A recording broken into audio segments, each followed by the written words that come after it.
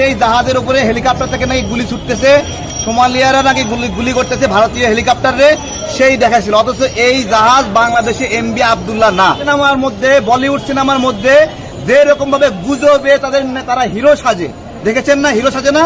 ওই যে কি ভাইজান, এই ভাইজান, ওই ভাইজান সিনেমা বানায়, তাদের ইন্ডিয়ান আর্মি, বিশাল আর্মি, এগুলো দেখায় দেখায় সিনেমা বানায়। ওই রকম গুজব ছড়ায়ে বাংলাদেশের नाविकদেরকে उद्धार করছে। अस्सलाम वालेकुम व्यूअर्स, मैं हूं एहसान खान और आप देख रहे हैं यूट्यूब चैनल एहसान रिएक्शन विद एहसान। मैं उम्मीद करता हूं आप जहां भी होंगे एंजॉय करते होंगे, मज़े में होंगे और फिटफाट होंगे। बहुत ही इम्पोर्टेंट न्यूज़ है जो आपके साथ शेयर करने जा रहा हूं।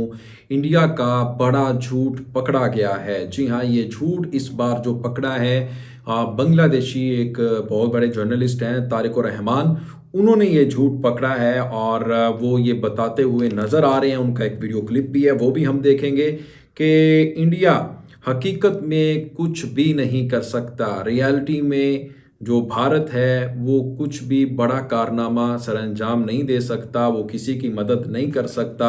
हाँ, कर सकता है लेकिन ख्वाब में कर सकता है, सपनों में कर सकता है, लेकिन उसका ताल्लुक रियलिटी से बिल्कुल भी नहीं है। वो इसकी एग्जाम्पल इस तरह से दे रहे हैं कि आपने इंडियन मूवीज़ देखी हैं बॉलीवुड की, उसमें सलमान खान, शाहरुख खान को बांग्लादेश आर्मी का एक बड़ा हीरो के तौर पर पेश किया जाता है, एजेंट के तौर पर पेश किया जाता है, और वो फिर पूरी दुनिया को एक किस्म उसमें तबाह कर देते हैं बांग्लादेश की आर्मी की तरफ से या किसी और मुल्क को। तो इसी तरह उन्होंने ये जो शिप, सेम उसी तरह उन्होंने जो कहा कि ख्वाबों में, झूठ में जो बांग्लादेश की शिप को रेस्क्यू करने का उन्होंने एक ड्रामा रचाया, वो पकड़ा गया। और उन्होंने रेस्क्यू करने का जो कहा कि हमने जनाब बांग्लादेश की कार्गो शिप को रेस्क्यू कर लिया है, उसका हकीकत से कोई लेना देना नहीं था, कोई ताल्लुक नहीं था। अगर वो करना चाहते तो कर सकते थे, लेकिन सबसे पहले जो उन्होंने एक बहाना लगाया इंडियन नेवी ने, वो ये था कि वो कह रहे थे कि हम रेस्क्यू करने गए थे, आगे से जो डाकू थे सोमालियन, उन्होंने फायर खोल दिया, फायरिंग कर दी, जिसकी वजह से हम रेस्क्यू नहीं कर पाए। लेकिन जब फर्स्ट टाइम बांग्लादेशी उस कार्गो शिप के कैप्टन ने रब्ता किया था, बांग्लादेश ने यानी ऑफिशियली तौर पर नेवी के साथ, शिप के साथ जो वहाँ से 600 किलोमीटर दूरी पर थी, इंडियन शिप के साथ, इंडियन नेवी के साथ, ये मैं नहीं कह रहा, ये रोटर्स एक बड़ा इदारा है, उसकी खबर है। उन्होंने कहा कि उस वक्त फौरी तौर पर कोई भी जवाब नहीं आया भारत की तरफ से, और इन्होंने हाईजैक होने दिया, डाकुओं के मुंह में जाने दिया बांग्लादेश की कार्गो शिप को, बांग्लादेशी नाविकों को, यानी भारत ने। ये रोटर्स कह रहा है, इसके ऊपर ये बात कर रहा है। तो जिसकी वजह से उनको फिर हाईजैक कर लिया गया, किडनैप कर लिया गया। लेकिन अब वो कह रहे हैं कि बाद में लोगों को दिखाने के लिए जब इंटरनेशनली इसके ऊपर प्रेशर बढ़ा कि देखें भाई, आपका पहरा था, आपने रेस्क्यू करना था, आपकी बारी थी, तो आपने क्यों नहीं किया? आपकी मौजूदगी में, भारत की नेवी की मौजूदगी में इतना बड़ा खंड हो चुका है, आपने नहीं रोक सके। तो फिर उसको लेकर इस तरह की खबर इन्होंने फैलाने की कोशिश की, झूठ बोला।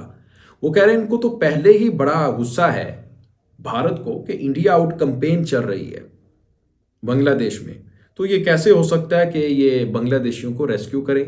और इससे पहले एक और खबर भी तो चली थी ना कि अबू ताहिर की तबीयत ख़राब हो गई, ढाका से उड़ने वाली वो फ़्लाइट जानी थी उसने रियाज जद्दा, तो जब उसकी फ़ज़ाई हदूद में भारत में बांग्लादेशी अबू ताहिर की तबीयत अचानक बिगड़ी, ख़राब हुई, ब्लड प्रेशर हाई हुआ, तो फिर उन्होंने मुंबई एयरपोर्ट से एयर ट्रैफिक कंट्रोलर से रब्ता करने की कोशिश की, तो उन्होंने फौरी तौर पर इनकार कर दिया, ये पूछकर कि एक तो ये मुस्लिम है, दूसरा इनका ताल्लुक बांग्लादेश से है। तो फिर ये कैसे हो सकता है कि ये बांग्लादेश की मदद करें? और इंडिया आउट कैंपेन इनकी चई तई फेर के रख दी है। और ये नहीं हो सकता कि ये सिर्फ ड्रामा था और कुछ नहीं था। ये तारिक रहमान साहब इसके ऊपर बात कर रहे हैं। मैं चाहूँगा ये वीडियो आप आखिर तक ज़रूर देखें, आपको तमाम की तमाम जो स्टोरी है वो समझ आ जाएगी कि तारिक साहब इसके ऊपर क्या कह रहे हैं। वीडियो देखने से पहले चैनल को सब्सक्राइब कर लें और बेल आइकन भी प्रेस कर दें। वीडियो को लाइक किया करें और कमेंट सेक्शन में आप अपनी फीडबैक से हमें ज़रूर आगाह किया करें। 3, 2, 1 एंड क्यू। ভারতের দাবি ভিত্তিহীন, এটা নিউজ ছাপা হয়েছে, এদের যুগান্তরের নিউজ। অথচ গতকালকে 71 টিভি সহ বেশ কিছু টিভিতে দেখাইছে যে ভারত নাকি সোমালিয়া জলদস্যুদের সাথে যুদ্ধ করতেছে বাংলাদেশি জাহাজ উদ্ধার করার জন্য। আজকে যুগান্তরে নিউজ হয়েছে, এই নিউজ ভিত্তিহীন। এবং এই যে সেই জাহাজের উপরে হেলিকপ্টার থেকে নাকি গুলি ছুটতেছে, সোমালিয়ারা নাকি গুলি করতেছে ভারতীয় হেলিকপ্টারে, সেই দেখাইছিল। অথচ এই জাহাজ বাংলাদেশে এমবি আবদুল্লাহ না। এবং এই যে যুগান্তরে নিউজ হয়েছে, দেখেন যুগান্তরে নিউজে লিখেছে যে এই ভুয়া নিউজ ছাপানোর কারণে বাংলাদেশি 23 নাবিকের জীবন আরো শঙ্কায় পড়েছে। ভুয়া নিউজ। ইন্ডিয়ানরা সস্তা জনপ্রিয়তা পাওয়ার জন্য হলিউড সিনেমার মধ্যে, বলিউড সিনেমার মধ্যে যে রকম ভাবে গুজবে তারা হিরো সাজে, দেখেছেন না? হিরো সাজে না? ওই যে কি ভাইজান, এই ভাইজান, ওই ভাইজান সিনেমা বানায়, তাদের ইন্ডিয়ান আর্মি, বিশাল আর্মি, এগুলো দেখায় দেখায় সিনেমা বানায়। ওই রকম গুজব ছড়ায়ে বাংলাদেশের নাবিকদেরকে উদ্ধার করছে, এরকম নিউজ ছাপাইছে। ইন্ডিয়ান অনেক পত্রিকায় ছাপাইছে। আজকে যুগান্তর নিউজ সহ অনেকগুলো পত্রিকায় নিউজ হয়েছে যে এই খবর ভিত্তিহীন এবং গুজব। এবং এই খবরের কারণে সেই এমবি আবদুল্লাহর মালিক সেই কোম্পানি বলেছে যে ভারতীয় নৌবাহিনীর অভিযানে এমবি আবদুল্লাহ মুক্ত হয়েছে বলে যে খবর প্রকাশ হয়েছে, তাতে জিম্মি 23 নাবিকের জীবন আরো শঙ্কায় পড়েছে। জাহাজটির মালিক প্রতিষ্ঠান KSRM বলেছে। প্রতিষ্ঠানটির মিডিয়া উপদেষ্টা মিজানুল ইসলাম শনিবার রাতে বলেন, আটক জাহাজ মুক্ত করতে নানাভাবে চেষ্টা চলছে, তবে নানা জটিলতায় সেই প্রক্রিয়া এখনো শুরু করা যায়নি। এমবি আবদুল্লাহকে ভারতীয় নৌবাহিনী সহায়তায় মুক্ত করা গেছে, সংবাদটি গুজব। অথচ বাংলাদেশের কিছু দালাল মিডিয়া তারা প্রচার করছে যে এইটা ভারত নাকি করছে। মূলত এই দালালগুলো, আমরা যে ভারতীয় পণ্য বয়কট করছি না, ভারতীয় পণ্য বয়কট করছি, এই ভারতীয় পণ্য বয়কটের আন্দোলনকে তারা বলছে আপনারা যে ভারতীয় পণ্য বয়কট করছেন, দেখেন এমবি আবদুল্লাহ ইন্ডিয়া উদ্ধার করছে। হ্যাঁ, ইন্ডিয়া তাদের বন্ধু, ইন্ডিয়া তোমাদের ঘোড়ার ডিমের বন্ধু। ইন্ডিয়ার খাইয়া, ইন্ডিয়া দালালি কইরা, গুজব নিউজ ছড়াইয়া আমাদের নাবিকের যারা জীবন হুমকিতে পড়ছে, সেই সকল টিভি মিডিয়া জুতার বাড়ি ছাড়া আর কি বলবো।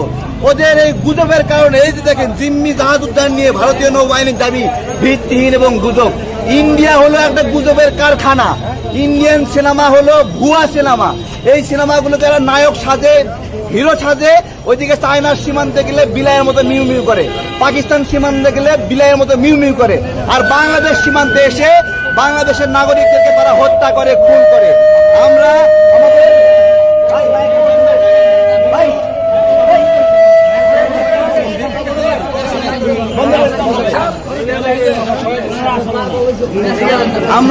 আমাদের এই সকল যে সকল সাংবাদিকরা টিভি রায় দেখাচ্ছেন, একটু পর পর উত্তেজনা।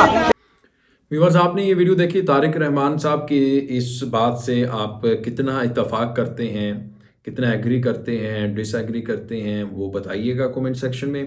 और लेकिन कुछ लोग ये भी कह रहे हैं बांग्लादेश से ही कि इंडिया आउट कैंपेन ज़ोरों शोर से चल रही है, उसका ज़ोर तोड़ने के लिए ये ड्रामा रचाया गया है सारा। क्योंकि ये कंट्रोल उस वक्त इंडियन ओशन में जो सिक्योरिटी का जो जिम्मेदारी थी वो भारत के पास थी। तो ये भारत ने ड्रामा रचाया है ताकि वहाँ से तवज्जो ख़त्म हो जाए और फिर हम हीरो बन जाएं और हम जाके वहाँ से इनको रेस्क्यू करें, बांग्लादेशियों को और इनके शिप को। तो फिर जो गुस्सा है बांग्लादेशी अवाम में वो किसी हद तक कम हो जाए। कुछ लोग ये भी इसके ऊपर भी बात कर रहे हैं, लेकिन आपने बताना है कमेंट सेक्शन में आपको क्या लगता है। कोई चाल लगती है, कोई प्रोपेगेंडा लगता है, कोई साजिश है, क्या है और असल हो क्या सकता है, आपने बताना है। मिलेंगे इंशाल्लाह नेक्स्ट वीडियो में, तब तक के लिए अल्लाह हाफिज़।